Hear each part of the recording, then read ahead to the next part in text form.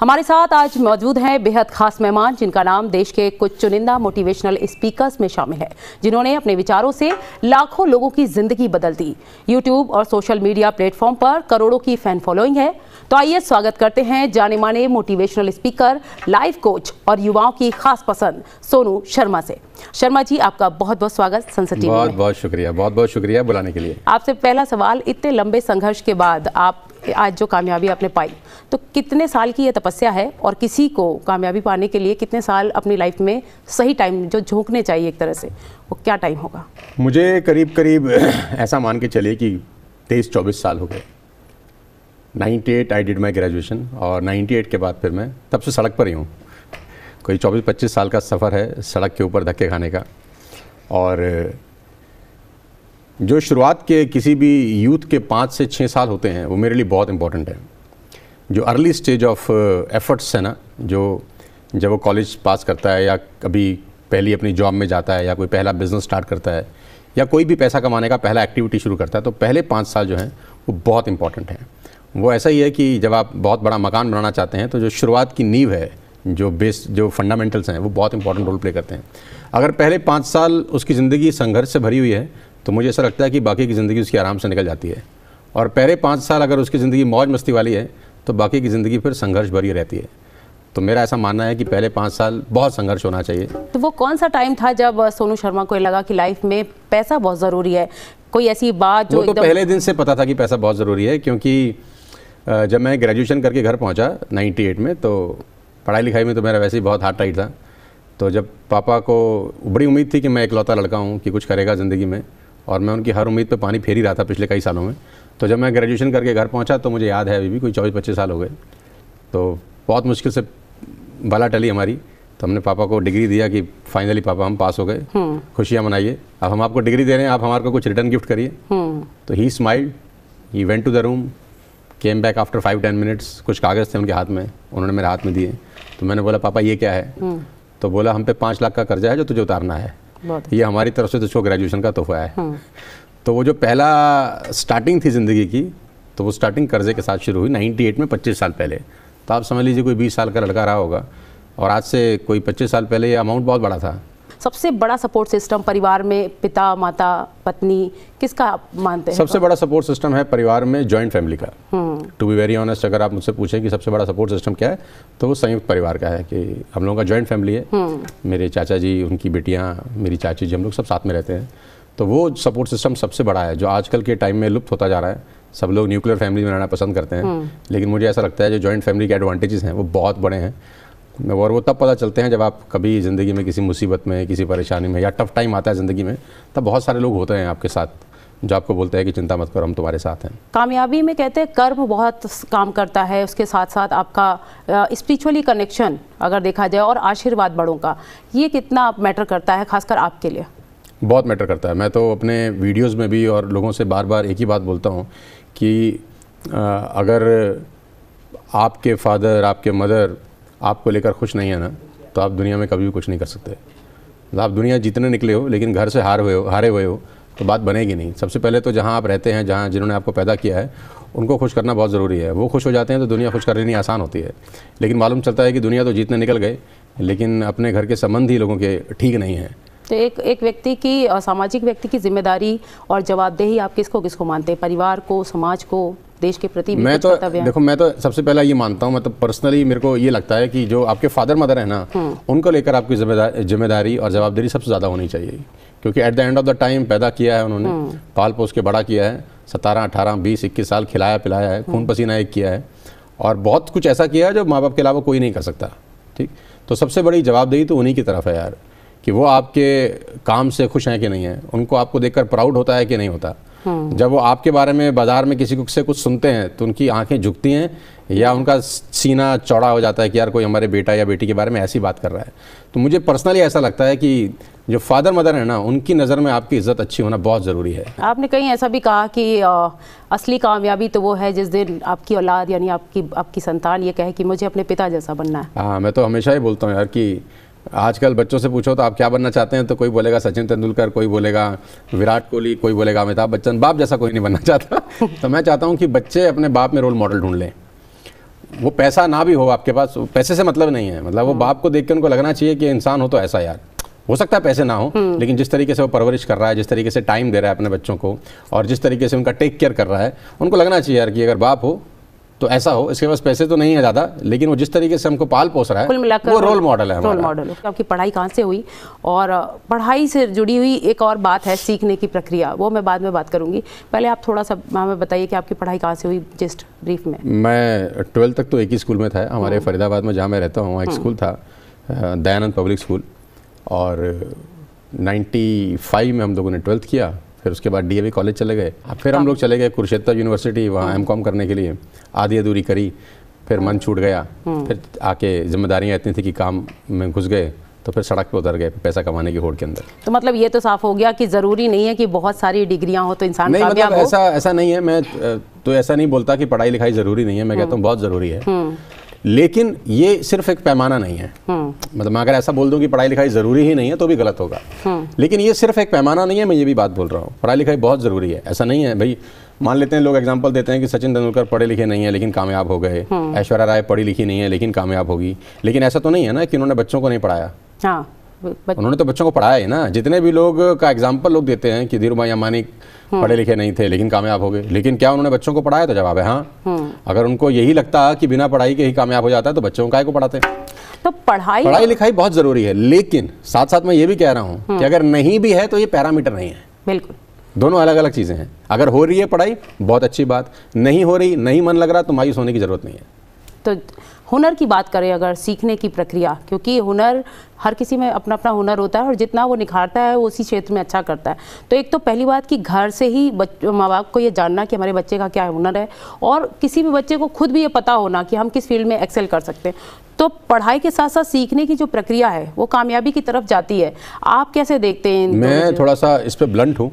जब campus placement होता है, जब कंपनीज आती हैं कैंपस में हायरिंग करने के लिए, तो बहुत सारे बच्चे ऐसे होते हैं जो स्कूल कॉलेज के एकेडमिक्स में तो बहुत अच्छे हैं लेकिन मार्केट के लिए रेलिवेंट नहीं है, तो उनकी हायरिंग नहीं हो पाती उस लेवल के ऊपर, क्योंकि 90% बातें स्कूल कॉलेज में वो पढ़ाई जाती हैं जो ज़िंदगी में काम नहीं आती, और 90% बातें जो स्कूल कॉलेज में काम आती हैं वो ज़िंदगी में, जो 90% बातें जो स्कूल कॉलेज में नहीं पढ़ाई जाती वो काम आती है, असल ज़िंदगी में उनकी ज़रूरत पड़ जाती है। ठीक है, तो करिकुलम बहुत अच्छे लेवल पर चेंज होने की बहुत ज़रूरत है। सॉफ्ट स्किल के ऊपर काम करने की बहुत ज़रूरत है। जैसा कि मैं अभी 1-2 यूनिवर्सिटीज़ के साथ अटैच हूँ, वहाँ जाके मैं पढ़ाता हूँ, मैं सॉफ्ट स्किल ही पढ़ाता हूँ वहाँ पर बच्चों को, कि मार्केट में आपको किस चीज़ की ज़रूरत पड़ेगी। ठीक है, आपको एकेडमिक्स में तो जो टीचर पढ़ा रहे हैं बहुत अच्छी बात है, खूब बढ़िया पढ़ाइए, लेकिन सड़क पे जब आप उतरेंगे तो आपको किन चीज़ों की ज़रूरत पड़ेगी, मैं वहाँ जाके पढ़ाता हूँ उनको। तो वो बच्चा जब सीखता है ना, और जब मार्केट में लॉन्च होता है तो उसका अलग तरह का कॉन्फिडेंस होता है, उसको पता होता है यार, क्योंकि कॉलेज यूनिवर्सिटीज़ उसको टफ नहीं बनाते। मुझे ऐसा लगता है कॉलेज यूनिवर्सिटीज़ उसको ऐसा बनाते हैं कि तू जैसे ही यहाँ से बाहर निकलेगा तेरे पास AC केबिन होगा, तू बेल बजाएगा, पीएन तेरे लिए चाय कॉफ़ी लेकर आएगा, 4 लोग तुझे सलाम ठोकने के लिए बैठे होंगे। मैं चाहता हूँ उसको ऐसी कहानी ही ना समझाई जाए, उसको ये समझाया जाए कि जब तू कॉलेज से निकलेगा 5 साल बेटा तेरी बहुत पिटाई होने वाली है, तू बहुत सड़क पे रगड़ा खाएगा, तेरी ऐसी की तैसी हो जाएगी बाजार। वो उसको मेंटली पहले से ही प्रिपेयर कर देना चाहिए कि पहले 5 साल you have to work very very hard, ताकि जब वो मार्केट में जाए तो उसको सरप्राइज ना हो। होता क्या है कि वो सोच के तो कुछ और जाता है, और जब बाजार से उसका आमना सामना होता है तो बाजार उसको अपना असली शक्ल और रूप दिखा देता है, तो उसको लगता है यार ये क्या हो गया, मैंने तो सोचा था कि यार जिंदगी बहुत शानदार होगी, लेकिन ये तो कुछ और ही हो रहा है मेरे साथ। 60 में से 2 ही कामयाब हो रहे हैं। तो डिप्रेशन आता है, फिर उसको उसकी सारी आरजुएं टूट जाती हैं, फिर वो परेशान हो जाता है। तो मैं चाहता हूँ कॉलेज और यूनिवर्सिटी उसको एक बात के लिए तैयार करें कि लाइफ आसान नहीं है। ठीक है, हाँ, आपने एजुकेशन सिस्टम में आपने बदलाव की जो बात कही, तो स्किल एजुकेशन और खासकर अभी इनोवेशन का ज़माना है, डिजिटल इंडिया हो रहा है, आगे बढ़ रहा है देश, तो आपको लगता है कि भारत सरकार नई राष्ट्रीय शिक्षा नीति भी लाई है, जो सिस्टम एजुकेशन सिस्टम में बदलाव की ज़रूरत है खासकर स्किल को लेकर, तो क्या कुछ ऐसे की पॉइंटर्स हैं जो आप बताना चाहेंगे? सबसे इम्पॉर्टेंट चीज़ क्या है जो मुझे पर्सनल लगता है, जो हम अभी यूनिवर्सिटी में जाके पढ़ा रहे हैं बच्चों को, ठीक है, हालांकि बहुत सारी चीज़ें ज़रूरी हैं, लेकिन जो सबसे इम्पॉर्टेंट चीज़ है वो कम्युनिकेशन। बहुत सारे लोगों में बहुत कम कॉन्फिडेंस होता है बिकॉज उनको कम्युनिकेट ही नहीं करना आता प्रॉपरली। जब उनका इंटरव्यू लेने के लिए कोई आता है बाहर से तो वो एक्सप्रेस ही नहीं कर पाते अपने आप को, वो इतना डर जाते हैं कि हम फेल हो जाएंगे तो क्या होगा। माँ बाप का भी प्रेशर होता है पीछे से, क्योंकि माँ बाप ने कोई 6-7 लाख रुपए लगाए होते हैं, उसके एडमिशन के ऊपर खर्च कर दिए होते हैं। साथ साथ उसको वो देखता है कि किसी और का प्लेसमेंट हो रहा है, मैं तो नहीं रह जाऊंगा कहीं, तो वो बोलने में तकलीफ होती है उसको, अपनी बात रखने में तकलीफ होती है उसको। कम्युनिकेशन एक बहुत बहुत बड़ा एरिया है जहाँ पर काम करने की बहुत ज़्यादा ज़रूरत है ताकि बच्चा अपनी बात को एक्सप्रेस कर सके। दूसरी बात, कम्युनिकेशन के अंदर ही बहुत सारे बच्चे आज ऐसे हैं हिंदुस्तान में जो इंग्लिश अच्छे से नहीं बोल पाते। ये एक बहुत बड़ा चैलेंज मैं देखता हूँ कि जब इंग्लिश में बात नहीं कर पाते तो उनका कॉन्फिडेंस बहुत गिर जाता है, और सामने वाला अगर अंग्रेजी में उससे 2 सवाल पूछ लेता है कैंपस प्लेसमेंट के दौरान तो वहीं हथियार डाल देता है, उसको लगता है यार मैं तो कुछ नहीं कर पाऊंगा टाइप्स। बहुत ज़रूरी है कि उसकी कम्युनिकेशन जो स्किल्स है ना उस पर बहुत काम किया जाना चाहिए। कम्युनिकेशन अगर आपकी अच्छी है तो आपका कॉन्फिडेंस अलग लेवल पर चला जाएगा। हमारे देश में शिक्षा में 2 तरह के बच्चे निकलते हैं, जो प्राइवेट या पब्लिक स्कूल से बच्चे निकलते हैं उनके कॉन्फिडेंस को देखिए, और जो सरकारी स्कूल से। तो आपको एक, क्योंकि समान शिक्षा की बात होती तो आपको लगता है ये जो बैलेंस है ये कैसे बिठाया जाए, क्योंकि आज भी ग्रामीण क्षेत्रों के बच्चों की कम्युनिकेशन स्किल कैसे अच्छी की जाए, उस पर कैसे काम किया जाए, इस पर थोड़ा सा अगर आप जैसे मोटिवेशनल स्पीकर कुछ ज्ञान देंगे। देखो, बहुत सारे लोगों का एक मानना है कि एजुकेशन और हेल्थ सबके लिए बराबर ही होना चाहिए। सब लोगों का ये मानना है। जितने भी बड़े लोगों से आप पूछेंगे, मिलेंगे, तो वो कहेंगे कि इसमें इरेगुलरिटी नहीं होनी चाहिए, तो किसी के लिए ज़्यादा और किसी के लिए कम, बिकॉज उसके पास पैसा नहीं है, नहीं होना चाहिए। ये 2 चीज़ों पे अधिकार सबका बराबर होना चाहिए, हेल्थ के ऊपर और एजुकेशन के ऊपर। तो हेल्थ और एजुकेशन वो सिर्फ सरकार की तरफ से ही प्रोवाइड की जाए।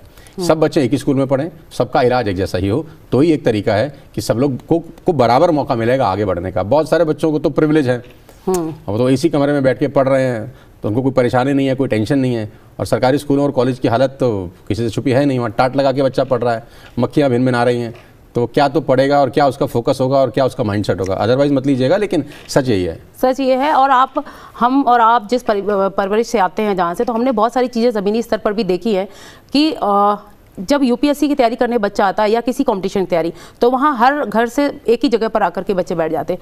वहाँ उस बच्चे के मन में जो सवाल उठ रहे होते हैं, जो थोड़ा अपने को कमज़ोर पाता है, चाहे वजह जो भी रही, अच्छे स्कूल में नहीं पढ़ पाया, तो वहाँ उन बच्चों को आप कैसे, क्या आप सीख देते हैं उन युवाओं को कि कैसे वो उस चीज़ से कंपटीशन में आगे बढ़ें और उससे निकलें? मैं एक बात जानता हूँ, आप शतरंज की बिसात का थोड़ा सा सोचें, 2 मिनट के लिए आप सोचें कि शतरंज में क्या होता है। शतरंज में जो पहली पंक्ति होती है उसमें हाथी होते हैं, घोड़े होते हैं, और आपका ऊंट होता है, आपका राजा और रानी होती है, बहुत ताकतवर होते हैं, ठीक, इनके पास सबसे ज़्यादा ताकत होती है शतरंज के अंदर।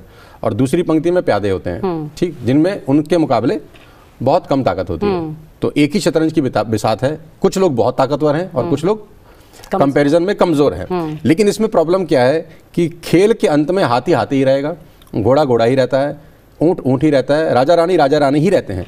लेकिन प्यादा जो सबसे कमजोर होता है, उसमें वो ताकत होती है कि वो 6 कदम चलकर अपने आप को राजा रानी में कन्वर्ट कर सकता है। ये ताकत प्यादे को ही दी है भगवान ने, कि ठीक है उसको कमजोर जरूर बनाया है, लेकिन उसमें संभावनाएं हैं कि वो राजा रानी हो सकता है सिर्फ 6 कदम की दूरी पर।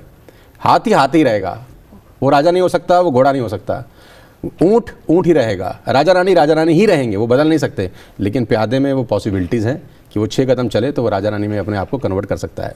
जो लोग अंडर प्रिविलेज हैं, मैं उनको एक ही बात बोलता हूँ बार बार, आपका जन्म गरीब परिवार में पैदा हुआ, ये आपकी नियति थी, लेकिन आपकी मौत आपके हाथ में है कि आप जब जाएं तो आप ऐसा सक्षम परिवार छोड़ के जाएं कि आपके बच्चों को ये लगे कि नहीं यार, पैदा तो हमारे पिताजी गरीब परिवार में होते, लेकिन गरीब परिवार छोड़ के नहीं गए। हमारी नियति है ना कि हम अब पैदा होना तो हमारे आपके हाथ में नहीं है, लेकिन जब जाएं तो किस दिशा में जाएं, किस तरीके से जाएं, तो आपके मेरे हाथ में है ना। आप अपने करियर के बारे में थोड़ा बताइए, क्योंकि 2001 से 2024 ये जो लंबी जर्नी है, इसमें जो चुनौतियाँ, खास चुनौतियाँ रहीं, वो क्या रहीं?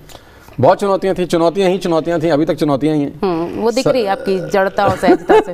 सबसे बड़ी चुनौती तो ये थी कि जब हम सड़क पे उतरे मार्केट में काम करने के लिए, तो उम्र तो बहुत कम थी, और कम उम्र की सबसे बड़ी प्रॉब्लम क्या है कि सब लोग आपको समझते हैं कि इसको तो कुछ पता ही नहीं है। अब जो पता है हमको ही पता है।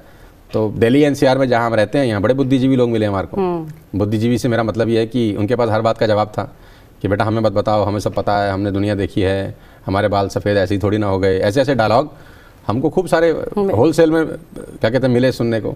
तो उनसे टकराना बड़ा मुश्किल काम था, उनको अपनी बात समझाना बहुत मुश्किल काम था। लेकिन जैसे जैसे मैं उनके बीच में गया तो मुझे एक बात समझ में आई कि इनके डायलॉग और इनके बैंक बैलेंस मैच नहीं कर रहे।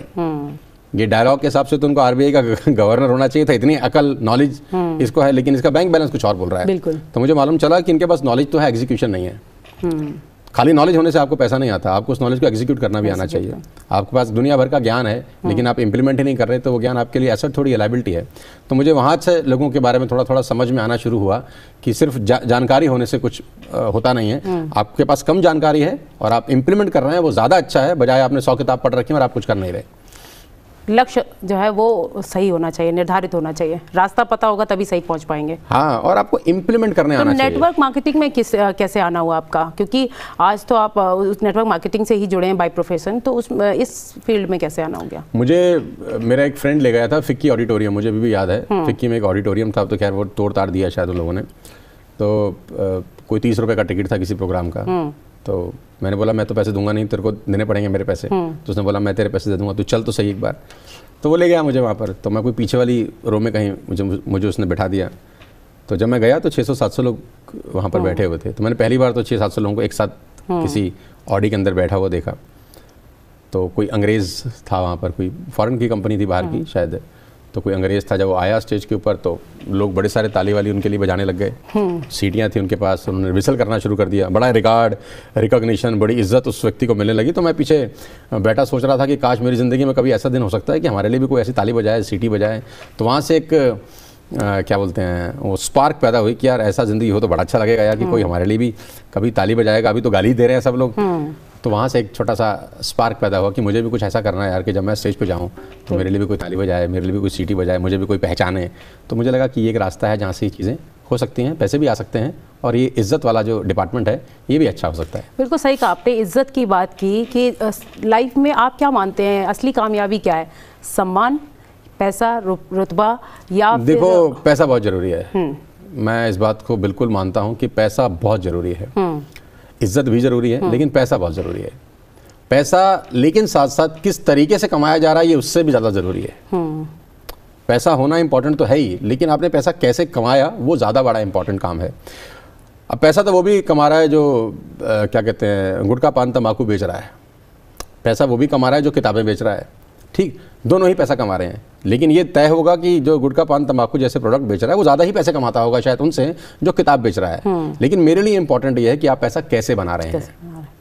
आपके पास कम पैसा है, मुझे ज़्यादा चलता है, बजाय आप किसी के लाइफ में कुछ ऐड कर रहे हैं, कुछ वैल्यू ऐड कर रहे हैं, और आपको सुनकर, आपको देखकर उसको कुछ करने का मन कर रहा है, कुछ ज़िंदगी में बड़ा सोचने का मन कर रहा है। मैं उस तरह का व्यक्ति नहीं हूँ कि मैं बहुत सारे काम कर लेता, अगर आज भी मैं बहुत सारी चीज़ों को मना कर देता हूँ, रिजेक्ट कर देता हूँ कि मैं ये नहीं करूँगा। अगर मैं वो कर लेता तो 500-700 करोड़ रुपए में फालतू ही कमा लेता जितना मैंने कमाया, लेकिन मैंने उन सब चीज़ों को मना किया कि मैं ये चीज़ें कभी ज़िंदगी में नहीं करूँगा। ठीक है, तो पैसे के साथ साथ ये भी इंपॉर्टेंट है कि वो कैसे कमाया जा रहा है। हम दर्शकों को आपकी नेटवर्थ नहीं बताएंगे और आपसे पूछेंगे भी नहीं, बताने लायक कोई है भी नहीं। लेकिन मैं जानना चाहूँगी कि संस्कृति और मूल्य, क्योंकि हम भारतवासी हैं और भारतवासी होने के नाते आप, क्योंकि आप कई देशों में गए होंगे, आपने देखा होगा कि कामयाबी तो होती है लेकिन जो मूल्य, जो संस्कृति यहाँ पर बच्चों पे डाली जा सकती है वो कहीं ना कहीं थोड़ा सा हम उससे कहीं अलग हुए हैं, कहीं ना कहीं भटके हैं। तो क्या बच्चों को सीख देंगे आप, और कितना ज़रूरी है जिससे कि आप कहीं खड़े हो तो लगे कि नहीं ये भारत का बच्चा है, ये भारतवासी है, वो छाप जो है वो छूटनी चाहिए कामयाबी के साथ साथ? ग्रेटिट्यूड, अगर कोई एक शब्द आप मुझसे पूछें इसका जवाब में तो मैं कहूँगा ग्रेटिट्यूड। ग्रेटिट्यूड उन लोगों के लिए जिनकी वजह से आप कामयाब हुए जीवन के अंदर, अपने माँ बाप के लिए, अपने टीचर्स के लिए, ख़ास तौर पे देश के लिए। तो वो लोग जिन्होंने अपनी ज़िंदगी दे दी ताकि आप और मैं ऐसे बात कर रहे हैं, खुली हवा में सांस ले रहे हैं, उनके प्रति ग्रेटिट्यूड, अपने फादर मदर के प्रति ग्रेटिट्यूड, और जिस रिलीजन में आप पैदा हुए उस रिलीजन के प्रति ग्रेटिट्यूड। ग्रेटिट्यूड अगर आपके साथ साथ चलता रहता है तो पैर हमेशा ज़मीन पर रहते हैं, लेकिन जिस दिन ग्रेटिट्यूड आपकी ज़िंदगी से माइनस हो जाता है उस दिन डाउनफॉल स्टार्ट हो जाता है। जिस दिन आपको ये लगता है कि मैंने कर लिया, मैंने बड़ी मेहनत करी, मेरे जैसा कोई नहीं है, जिस दिन ये मैं शब्द ज़िंदगी में आना शुरू हो जाता है, बाकी चीज़ें ज़िंदगी से धीरे धीरे निकलनी शुरू हो जाती हैं। ठीक है, तो सबसे इंपॉर्टेंट है ग्रेटिट्यूड। आभार जरूर व्यक्त करें, बहुत ज़रूरी है। कथनी और करनी, आप कहते हैं कि कथनी और करनी एक होनी चाहिए, हालांकि मेरा भी यही मानना है 100% एक, और यही वजह है कि ऐसे लोगों के मतलब कहीं ना कहीं विरोधी ज़्यादा होते हैं। तो लेकिन अब जैसे फ्रॉड बहुत हो रहा है, आप देख रहे हैं हर लेवल पे, और शायद बहुत कम ऐसे लोग मिलेंगे जो सच पूरी तरह से तो नहीं, 1-2% झूठ भी बोलना ज़रूरी पड़ता है, लेकिन ज़्यादा जो परसेंटेज है झूठ बोलने का वो बहुत ग्राफ बढ़ गया है। आप जब किसी से मिलते हैं तो आपको खुद ही आकलन करना पड़ता है। तो वो कथनी और करनी की बात सबसे कहते हैं कि अगर आप अनुभवी हैं तो आप किसी को परखना सीख जाएं, तो उसके लिए क्या आप कहेंगे, क्या टिप देंगे? और सोनू शर्मा अगर किसी से मिलते हैं तो उसको कैसे परखते हैं कि ये बंदा सच्चा है या झूठा है? और इसकी बहुत सारे पैरामीटर हैं वैसे तो किसी को भी चेक करने के, ये सिर्फ एक पैरामीटर नहीं है, बहुत सारे पैरामीटर हैं। लेकिन मेरे को ऐसा लगता है कि एक वर्ड है अंग्रेजी में जिसको बोलते हैं डिसिप्लिन, और कथनी और करनी से मैं इसको कैसे जोड़ता हूँ, मैं वो इसको ऐसे जोड़ के दिखाता हूँ कि आपने किसी को कुछ कहा और पूरा नहीं किया, ये हो गया कथनी कही और करा कुछ और। लेकिन ये दूसरी बात है, मैं इससे भी बड़ी बात बोल रहा हूँ कि आपने अपने आप को कुछ कहा, वो किया कि नहीं किया। डिसिप्लिन का मतलब ये नहीं होता कि आप रोज़ सुबह 6 बजे उठ जाएं, रोज़ किताब पढ़ें, रोज़ वॉक पे जाएं, रोज़ कर रहा हूँ, ये डिसिप्लिन है? नहीं। Making an commitment and honouring a commitment is called discipline, कि आपने कमिटमेंट की और उसको पूरा कर दिया, ये है डिसिप्लिन। और वो कमिटमेंट किसी और को नहीं, खुद से, कि आप अपने आप को वादा करते हैं कि आज के बाद मैं ये नहीं करूँगा। आप अपने आप से वादा करते हैं कि रोज़ सुबह 6 बजे उठूंगा। आप अपने आप से वादा करते हैं कि 6:30 बजे अगर मैंने अर्चना जी को टाइम दिया है तो 6:35 से पहले यानी 6:25 पे वहाँ पहुँच जाऊँगा। मैंने अगर आपको वादा किया है कि मैं 15 तारीख को आपकी पेमेंट जो बकाया थी वो लौटा दूंगा, तो 15 का 16 तारीख नहीं होगा। मैंने अगर आपको अपने बच्चे को वादा किया है कि शाम को 6 बजे चॉकलेट लेकर घर आऊंगा, तो लेकर जाऊंगा। तो कहीं ना कहीं जो लोग ये काम नहीं करते उनकी विश्वसनीयता होती है। छोटा कोई बहुत बड़ा क्या कहते हैं रेजोल्यूशन लेने का जरूरत नहीं है जिंदगी में। छोटी छोटी बातें जो आप अपने आप से करते हैं, अपने आसपास के लोगों से करते हैं, बस उसको पूरा करना शुरू कर दीजिए, कहानी बहुत बदल जाएगी। बहुत कम है क्या, आप किसी को 3 बजे टाइम देते हैं तो आप 4 बजे पहुंचते हैं, ट्रैफिक का बहाना लेते हैं, दुनिया भर की कहानियां सुनाते हैं, गलत है। दिक्कत क्या है हमारे देश में, 3 बजे का टाइम देके 3 बजे पहुंचना बेवकूफ़ी हो गया है। फिर वो कहते हैं आपको तो पता ही है जी, भारत है। और मुझे ऐसा लगता है कि इस देश को अगर 1 साल के लिए डिसिप्लिन कर दिया जाए तो दुनिया में हमको कोई हरा नहीं सकता, 1 साल के लिए सिर्फ। और डिसिप्लिन का मतलब ये नहीं है जो लोग समझते हैं, डिसिप्लिन का मतलब है making an commitment and honouring a commitment, चाहे वो किसी और से की जा रही है, चाहे वो खुद से की जा रही है। आपने बेटी को बोला शाम को 6 बजे आऊंगा और 8 बजे आके उसको कोई कहानी सुना रहे हैं, ऑफिस में था, मैं तो बिजी हो गया था, मैं तो क्या करता, छोटी सी बात थी, आपने कमिटमेंट पूरी नहीं की। आपका सबकॉन्शियस माइंड धीरे धीरे आपके बारे में आप ही की इमेज बना लेता है कि झूठा आदमी है, ये कहता कुछ है और करता कुछ है। आपने माँ को बोला सुबह 6 बजे मंदिर ले जाऊंगा, उठे नहीं, कहानी सुना दी माँ को, थका हुआ था बहुत। खुद की डिग्निटी पे फर्क, आपका सबकॉन्शियस माइंड में आपका वैल्यू धीरे धीरे गिरना शुरू हो जाता है। जिस दिन आप कोई बड़ी बात बोल देते हैं ना, तो सबकॉन्शियस माइंड खुद ही आपके विरोध में खड़ा हो जाता है कि तू नहीं कर सकता, तू झूठा आदमी है, तू बोलता कुछ है, करता कुछ है। तो आपकी कोई ऐसी आदत है जिसको आपने छोड़ा हो और आपको लगा हो कि ये नहीं होनी चाहिए थी मेरी, और आपका क्या लाइफ स्टाइल है, उसमें क्या विशेष चीज़ें हैं जो? मेरी कहानी बहुत सिंपल है, मैं बहुत ही सीधा सरल इंसान हूँ। मेरी ज़िंदगी में अगर कोई आदमी कुछ सीख सकता है तो वो है कि टाइम पंक्चुअलिटी। मैंने आज तक अपने जीवन में कहीं लेट नहीं हुआ। मैंने अगर आपको 3:30 बोला था तो मैं 3:25 में यहाँ था। मैंने कोई बहाना नहीं बनाया कि ट्रैफिक था जी, अरे तो आधा घंटा पहले निकलता है, तो उनको पहले सोचना चाहिए था कि ट्रैफिक हो सकता है। ठीक, मेरी टीम जो मेरे साथ काम करती है उनको पता है कि सोनू सर ने 2 बजे बोला है तो ये 1:50 में वहाँ पर पहुँच जाएगा। ठीक है। सोनू सर ने आज तक अपनी ज़िंदगी में 20 साल में हज़ारों फ्लाइट पकड़ी होंगी तो आज तक मिस नहीं करी। मैं एयरपोर्ट पे 1.5 घंटा 2 घंटे पहले पहुंचने वाला इंसान हूं। मैं भागते हुए आज तक नहीं पहुंचा एयरपोर्ट पे। मैं कभी कभी 4 एयरपोर्ट भी एक दिन में देखता हूं, फिर भी मैं बहुत आराम से वो सब काम कर लेता हूं, क्योंकि मुझे ऐसा लगता है कि डिसिप्लिन, अगर आप अपने आप को डिसिप्लिन नहीं कर सकते तो आप इस दुनिया में कुछ नहीं कर सकते। मतलब आपका खुद पे ही अगर कंट्रोल नहीं है तो आपका बाजार पे कंट्रोल कैसे होगा, जिनके साथ काम कर रहे हैं उन पे कंट्रोल कैसा होगा। आपको खुद पे कंट्रोल करना तो सबसे आसान है ना, इसमें आपको किसी के पास जाना नहीं है, किसी को ऑर्डर नहीं देना। बिल्कुल ठीक बात है। तो 5 वो कौन से टिप्स जो आप? बहुत सारी टिप्स हैं, केवल 5 बिल्कुल 1 वर्ड्स में। सबसे पहली टिप तो जितने भी लोग मुझे सुन रहे हैं उनको ये बोलूँगा कि अपने ऊपर भरोसा रखिएगा। ये सबसे बड़ा ब्रह्मास्त्र है, अपने ऊपर भरोसा रखिए, क्योंकि आज के इस कॉम्पिटिटिव वर्ल्ड में दुनिया भरोसा नहीं करेगी आप पे। दुनिया भरोसा नहीं करेगी, वो गिराने की भरपूर कोशिश करेगी। कामयाब नहीं होंगे तो हंसेगी, हो जाएंगे तो कामयाब रहने नहीं देगी। तो खुद पे भरोसा करना इस दुनिया का सबसे इंपॉर्टेंट काम है। देखो, अगर आप दुनिया आप पे भरोसा नहीं कर रही ना, और आप अपने पे भरोसा कर रहे हैं तो चलेगा, लेकिन आप अपने पे भरोसा नहीं कर रहे और दुनिया भरोसा कर रही है कि ये कर लेगा, वो काम बनता नहीं है। तो you have to believe in yourself, कि आपको खुद पे भरोसा करना बहुत ज़रूरी है। भगवान ने किसी को बड़ा किसी को छोटा नहीं बनाया, सबको बराबर ही बनाया, बस विश्वास की बात है। The day you decide in your own self कि मैं कुछ बड़ा कर नहीं आया हूँ। देखो, मैं बार बार अपने प्रोग्राम में भी एक एग्जाम्पल देता हूँ, बहुत सिंपल सा एग्जाम्पल है और विश्वास का एग्जाम्पल है, कि साउथ अफ्रीका में प्रैक्टिस करते थे, फॉरेन करेंसी में कमाते थे, ज़िंदगी बहुत सेट थी। ठीक, द डे ही बिलीव, जिस दिन उनको लगा कि मैं छुटमुट करने के लिए नहीं आया हूँ, उस दिन ट्रांसफॉर्मेशन होता है मोहनदास करमचंद गांधी का महात्मा गांधी पे। यानी सुबह पे कोई आदमी मोहनदास करमचंद गांधी हो सकता है, शाम होते होते महात्मा गांधी में कन्वर्ट हो जाता है। इतनी ताकत है एक ह्यूमन बीइंग के अंदर कि वो सिर्फ सोचे और सुबह कुछ और हो और शाम होते होते कुछ और हो सकता है। साउथ की बस में टिकट बेचने वाला लड़का जिस दिन सोचता है कि मैं बस में टिकट बेचने के लिए थोड़ी ना पैदा हुआ, फिर रजनीकांत का जन्म होता है। आप समझने की कोशिश करना। तमिलनाडु के किसी गांव में अखबार बांटने वाला लड़का जिस दिन सोचता है कि मैं ये करने के लिए नहीं आया, फिर एपीजे अब्दुल कलाम पैदा होते हैं। ऐसे न जाने कितनी अनगिनत कहानियां हैं। जब लोगों ने खुद पे भरोसा किया तो वो ट्रांसफॉर्म हो गए फ्रॉम ए टू A+। तो आपके अंदर वो सब ताकत है। जिस दिन आपने सोचना शुरू कर दिया कि मैं जो कर रहा हूँ या कर रही हूँ मैं इससे बड़ा कर सकता हूँ या कर सकती हूँ, आज शाम को कुछ और हैं आप, और रात होते होते आप अपने बारे में एक नया विचार लेके आते हैं कि नहीं यार, मैं तो अब तक कुछ भी नहीं कर रहा था, एक्चुअली तो मैं बहुत कुछ कर सकता हूँ। तो सबसे इंपॉर्टेंट चीज़ है खुद के ऊपर भरोसा। अगर खुद पे भरोसा नहीं करेंगे, दुनिया आपको सब कुछ दे दे, आप कुछ नहीं कर पाएंगे। आप इतने कामयाब हो गए, लेकिन सहजता, जड़ता और सरल स्वभाव ये जो आता है, क्योंकि मैंने एक वीडियो देखा था आपका कि आप जा रहे हैं और एक हैंडीकैप्ड आपके पीछे आपका फैन होगा कोई, तो आप उसके साथ ज़मीन पे बैठ गए। ये चीज़ जो है ना, ये क्योंकि कहीं ना कहीं एटीट्यूड तो आ ही जाता है। ज़मीन पे बैठ जाए तो अच्छा है, भगवान ने बिठा दिया तो बहुत तकलीफ होगी। मैं इसलिए खुद बैठ जाता हूँ कि वो ना बिठाए। आखिरी सवाल आपसे कि सोनू शर्मा कोई एक स्पेशल कोई शौक रखते हैं? दर्शक जानना पहले चाहते हैं। बहुत शौक थे मुझे, अब तो सारे खत्म हो गए धीरे धीरे। व्यस्तता इतनी है कि अब समय नहीं मिलता बहुत सारी चीज़ों को। मुझे क्रिकेट खेलने का बहुत शौक था, मुझे घूमने का बहुत शौक था मतलब वो अभी भी है, लेकिन अभी भी मेरा घूमना बहुत होता है। लेकिन अभी घूमना बड़ा लिमिटेड सा हो गया है। एयरपोर्ट से होटल पहुँचे, सेशन किए, होटल से एयरपोर्ट आए, मतलब यही एयरपोर्ट होटल, होटल एयरपोर्ट ही ज़िंदगी हो गई है। एक्सप्लोर करना का बहुत शौक था कि दुनिया देखें, घूमें, लेकिन वो अभी फ़िलहाल तो पूरा नहीं होता दिख रहा। Thank you so much. तो ये हैं सोनू शर्मा जी, जिनको आपने सुना और इन्होंने हमें अपने अनुभव साझा किए। तो देखा आपने कि इनकी संघर्ष की कहानी और अनुभवों को कैसे इन्होंने बखूबी हमारे सामने रखा, जिसका असर हम सभी पर, खासकर उन युवाओं पर पड़ने वाला है जिनकी देश के निर्माण में महत्वपूर्ण भूमिका है। तो सोनू शर्मा के बोलने की कला और उत्साह से भरे विचारों ने उन्हें भारत ही नहीं बल्कि विदेशों में भी लोकप्रिय बना दिया है।